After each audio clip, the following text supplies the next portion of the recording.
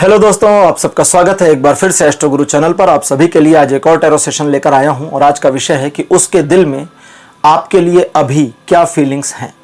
यानी आपका कोई पास्ट रिलेशनशिप था जो क्लोज हो गया, समाप्त हो गया, किसी भी वजह से टूट गया संबंध, तो आपके जो एक्स पार्टनर हो गए उसके दिल में आपके लिए प्रेजेंट में क्या फीलिंग्स चल रही हैं। आज की रीडिंग इस पर कर रहा हूं, इसी पर आज की रीडिंग बेस्ड है। आज की रीडिंग के लिए दो पाइल्स को बनाया गया है जिनके सिंबॉलिक्स अब आपके सामने आपकी स्क्रीन पर एक साथ दिखाए जा रहे हैं। पाइल नंबर 1 द लवर्स और pile number 2 two of cups. दो कार्ड आपके सामने आपकी स्क्रीन पर, दोनों में से जो अच्छा लगे उसे अपनी पाइल मानिए। अकॉर्डिंगली आज की रीडिंग को देखिए, ये आपके साथ रेजोनेट करेगी। हर बार की तरह इस बार भी टाइम स्टैम्प्स को डिस्क्रिप्शन और कमेंट सेक्शन दोनों जगह पोस्ट किया गया है ताकि आपको सुविधा हो जाए। अपनी पाइल की रीडिंग पर डायरेक्ट पहुंचने के लिए टाइम स्टैम्प पर क्लिक करिए, वीडियो आगे चला जाएगा और आप डायरेक्ट अपनी पाइल की रीडिंग पर पहुंच जाएंगे। मुझसे आज जो लोग पहली बार जुड़े हैं उनका एस्ट्रो गुरु चैनल पर मैं बहुत बहुत स्वागत करता हूं। आप सभी इस चैनल को सब्सक्राइब जरूर करिए, बेल आइकन भी प्रेस करिए, क्योंकि जब आप बेल आइकन प्रेस करते हैं तो नए वीडियोस की नोटिफिकेशन आपके फ़ोन पर आनी शुरू हो जाती हैं। और मेरे रेगुलर व्यूवर्स और सब्सक्राइबर्स, आपके सहयोग और प्यार के लिए बहुत बहुत आभार। आगे बढ़ने से पहले आपको बता दूं कि मैं एक प्रोफेशनल एस्ट्रोलॉजर, एक प्रोफेशनल टैरो रीडर भी हूं। तो आपकी स्क्रीन पर यह नंबर जो आ रहा है इसके ऊपर आप संपर्क कर सकते हैं अगर आपको अपने लिए एक पर्सनल टैरो रीडिंग सेशन चाहिए या अपनी कुंडली मुझे दिखाना चाहते हैं। यह व्हाट्सअप नंबर है तो इस पर कॉल नहीं करना है, इस पर मैसेज करिए। मैसेज के थ्रू सारी इन्फॉर्मेशन मेरी टीम मेंबर आपको प्रोवाइड करेगी और आपकी हेल्प करेगी मेरे साथ आपके सेशन को बुक करने में। तो चलिए आज की रीडिंग को शुरू करते हैं और आपकी पाइल में मिलते हैं।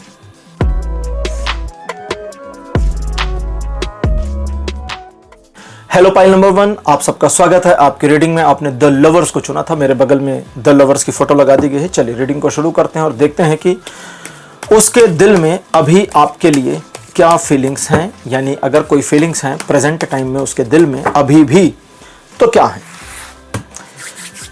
ये जनरल रीडिंग है, टाइमलेस रीडिंग है, तो आप इसे जब से देख रहे हैं ये वहां से आपके साथ रेजोनेट करेगी। सबसे पहला कार्ड हमारे पास अपीयर है 4 ऑफ कप्स। कार्ड नंबर 2 आपके लिए है queen of swords. Third number आपके लिए 6 ऑफ पेंटिकल्स। फोर्थ पोजीशन पर आपके लिए द हाई प्रीस्टेस और अंतिम कार्ड आपके लिए है पेज ऑफ कप्स। अगर सही कहें तो उसकी जो फीलिंग्स हैं वो ये हैं कि आपसे बात करने की एक मंशा, आपके साथ समय बिताने की एक चाहत, एक ख्वाहिश दिखती है। लेकिन ओवरऑल फीलिंग्स में अगर हम ध्यान दें तो ये वोलाटाइल है, यानी उतार चढ़ाव भरी है। एक इंसान की फीलिंग नॉर्मली ऐसी ही होती है, एक स्टेबल फीलिंग कभी भी नहीं होती, किसी भी पर्सन की नहीं होती। तो थोड़ी उतार चढ़ाव भरी है। नकारात्मकता में भी उतार चढ़ाव हो सकते हैं, सकारात्मकता में भी हो सकते हैं, प्यार में भी हो सकता है, नफरत में भी हो सकता है। यहां पर ये जो फीलिंग्स हैं ये इस तरह की है जहां पर उसे किसी बात का गिल्ट दिखता है। आपके साथ संबंध में पास्ट में कुछ चीजें हुई, कुछ चीज़ों में, कुछ मामलों में, कुछ सिचुएशंस में उसकी गलतियां रहीं जिसका वर्तमान में उसे एक अपराध बोध है, एक गिल्ट है, ऐसा दिखता है। लेकिन उस गिल्ट, उस अपराध बोध को एक्सेप्ट ना करने की मंशा भी दिखती है। एक ऐसी सिचुएशन जहां उसका दिल अभी भी आपके लिए एक अप्रोच ले रहा है और वो पर्सन चाहता या चाहती है कि आपसे मिले, बात करे। एक ऐसी सिचुएशन जहां पर उसे मालूम है कि आपकी फीलिंग उसके लिए अब एक अलग रूप, एक अलग रंग में आ गई हैं और उसे आपसे इंटरेक्ट करने, कम्युनिकेट करने में थोड़ी मुश्किलों का सामना करना पड़ सकता है। एक ऐसी सिचुएशन जहां उसकी फीलिंग्स में ये आता है कि संभवतः उसने पास्ट में गलती करी थी, उस गलती का खामियाजा उसे वर्तमान में भुगतना पड़ रहा है और इस वजह से उसका मन उसे चैन से रहने नहीं दे रहा। तो एक बेचैन स्थिति का सामना उनके द्वारा किया जा रहा है, क्योंकि उन्होंने पास्ट में आपका जो दिल दुखाया था उस दिल दुखाने की टीस लगातार बनी हुई है। लेकिन अब बात करते हैं गलती ना मानने की। गलती क्यों नहीं मानी जा रही, स्वीकारोक्ति क्यों नहीं दिखती। स्वीकारोक्ति इसलिए नहीं दिखती क्योंकि रीडिंग कहती है कि उस पर्सन का अपना अहंकार इसके आड़े आ रहा। उसको लगता है, वो सोचता या सोचती है कि उसके द्वारा जो भी नकारात्मकताएं की गई आपके साथ, वो नकारात्मकताएं इसलिए की गई क्योंकि कारण आप थे। जैसे कभी कभी लोग ब्लेम करते हैं ना कि तुम्हारी वजह से हम गुस्सा हुए।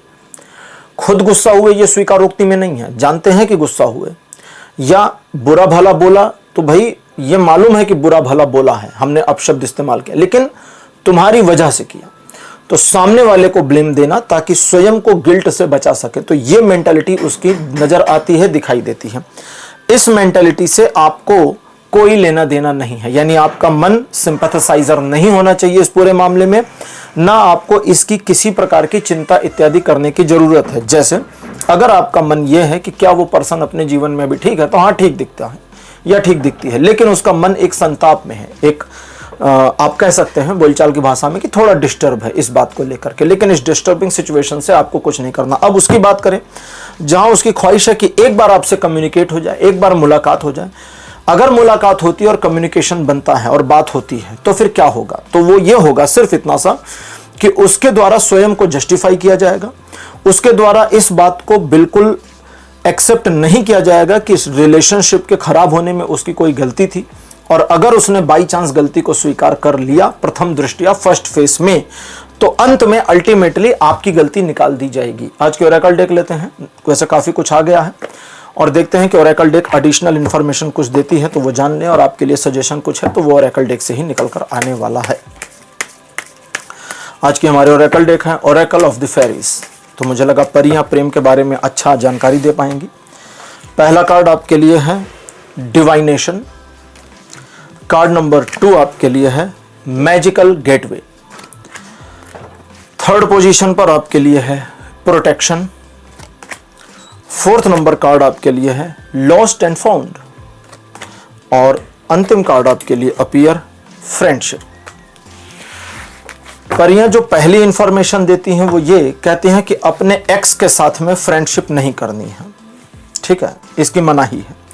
फ्रेंडशिप इसलिए नहीं करनी है क्योंकि पर्सन कहीं ना कहीं आपको अपराध बोध गिल्ट करा देगा या करा देगी, और फिर आप फ्रस्ट्रेट होकर घूमेंगे कि यार सारी गलती मेरी ही थी शायद, तो ये नहीं करना है। सबसे पहले डिवाइनेशन का कार्ड कहता है धन्यवाद दीजिए ईश्वर को जिसने आपको उस संबंध से हटा दिया, उस संबंध से छुड़ा दिया, छूट गया मामला, टूट गया मामला, तो आप ईश्वर को धन्यवाद दें। आपके जीवन में प्यार के नए फूल खिले हैं, ऐसा नहीं कि नहीं है। उन मामलों में जहां अभी कुछ ताजा ताजा 1-2 महीने का मामला है और प्यार के फूल दूसरे नहीं खिले आपके जीवन में, तो वो भविष्य में खिल जाएंगे। तीसरा, अगर मामला इस तरह का है जहां पर आप ये समझते हैं कि भाई हम अपनी ओर से अच्छे रहें, उस पर्सन के साथ एक 1-to-1 पॉजिटिव सेंस में आ जाएं, हमारे बीच में तालमेल बन जाए, दोस्ती इत्यादि हो जाए, तो कहते हैं कि हाँ ठीक है दोस्ती हो सकती है, लेकिन दोस्ती होने के बाद में आप अपने व्यक्तित्व को खोना शुरू कर देंगे, क्योंकि सामने वाला पर्सन या सामने वाली पर्सन आपको लगातार इस बात का एहसास कराता कराती चली जाएगा कि आपकी गलती बहुत ज्यादा थी।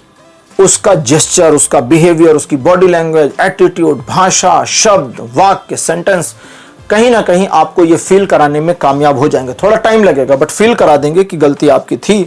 और दूसरी फीलिंग बहुत बुरी है, उस एक्स के द्वारा अगर आपने दोस्ती कर ली उससे बाई चांस, जिसकी एक पॉसिबिलिटी बनी है, अगर दोस्ती कर ली तो वो इतना ज्यादा आपके फीलिंग्स को, आपके इमोशंस को वाइब्रेट कर देगा या कर देगी कि आपको लगेगा कि मैंने एक प्रीशियस पर्सन खो दिया लाइफ में।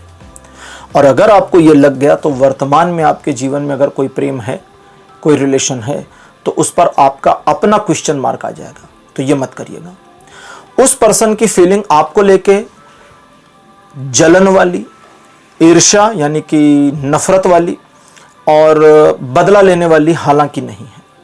अब प्रेजेंट में एक पॉजिटिव फीलिंग आ गई है, सकारात्मकता आ गई है। अब हम उस पार्ट को हटाते हैं जहां उसके मिलने की मंशा आपसे है। अगर आप उससे मुलाकात नहीं करती तो उसकी जो फीलिंग्स है वो कहती है कि उसका मन ये सोचता है कि जैसे वो कहते हैं ना कभी कभी कि ठीक है यार मुझे तुमसे प्यार था, अब तुम जहां हो जैसे हो खुश रहो, मेरी तुम्हें यही दुआ है। हाँ भाई हमको तुम्हारी यही दुआ चाहिए, अब तुम हमारी जिंदगी में वापस मत आना, टाटा बाय बाय हो गया है। और उसका मन सिर्फ इतना नहीं करता कि आपको दुआ दे, उसका मन ये कहता है, उसकी फीलिंग्स में ये आता है कि अब आपको आपकी लाइफ में उतना बेहतर नहीं मिल सकता।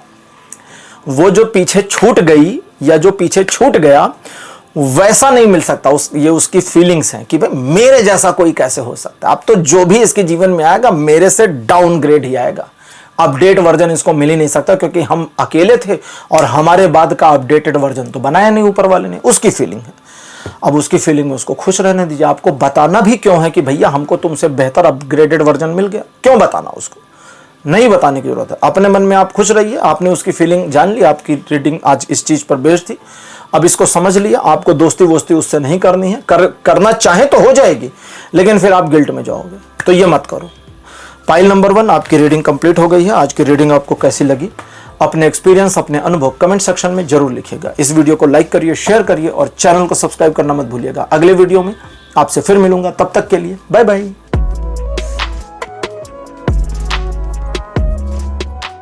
हेलो पाइल नंबर 2, आप सबका स्वागत है। आपकी रीडिंग में आपने 2 ऑफ कप्स को चुना था, मेरे बगल में उसको लगा दिया गया है। चलिए आज की रीडिंग को शुरू करते हैं और देखते हैं कि आपके लिए टैरो क्या बताते हैं, कि उसके दिल में अभी भी आपके लिए क्या फीलिंग्स हैं। कार्ड नंबर 1 आपके लिए है ace of pentacles, second position पर ace of cups, third number पे death, fourth position the devil और अंतिम कार्ड आपके लिए है 8 ऑफ वॉन्ड्स। एक लाइन में कहें तो पर्सन अब आपको कंसीडर नहीं करना चाहता या करना चाहती, उसके हिसाब से रिलेशन पूरी तरह समाप्त हो चुका है और आपका या आपकी एक्स, उसका मानना यह है कि ये जो संबंध समाप्त हुआ है अब ये दोबारा जुड़ नहीं सकता, उसे जोड़ना वोड़ना नहीं है। उसकी थिंकिंग फीलिंग आपके लिए नकारात्मक चल रही है। हम पास्ट की बात करें तो वो एक गाना था ना कि क्या गाना था कि जो हमारे लिए ऐसा करते थे अब वो क्या से क्या हो गए देखते देखते। एक गाना था ना देखते देखते, कि भाई जिनके बिना रहना भी पॉसिबल नहीं था अब तो उनसे कुछ वास्ता भी नहीं रह गया। पूरा गाना मुझे नहीं याद है लेकिन वो ऐसा ही था। दैट मीन्स कि उसकी पास्ट फीलिंग ये दिखती है कि आप द वन थे या थी। द वन का मतलब तुम ही तुम हो, तुम्हारे अलावा कोई नहीं। वो करते हैं लोग ना, वो टैटू वैटू गुदवा लेते हैं उसके नाम का, फिर बाद में ब्रेकअप होने के बाद कहते हैं ये मिटेगा कैसे। ठीक है, खैर, तो इतनी गजब की पॉजिटिविटी, इतना गजब का बॉन्डिंग, इतनी गजब की पॉजिटिव अप्रोच वाली फीलिंग, लेकिन उसके बाद खैर ठीक है, चीज़ें पलटी, समय पलटा, आपके जीवन में उसके और आपके बीच में चीज़ें दरार में आ गई और अलगाव हो गया। अलगाव होने के बाद में, एक मिनट,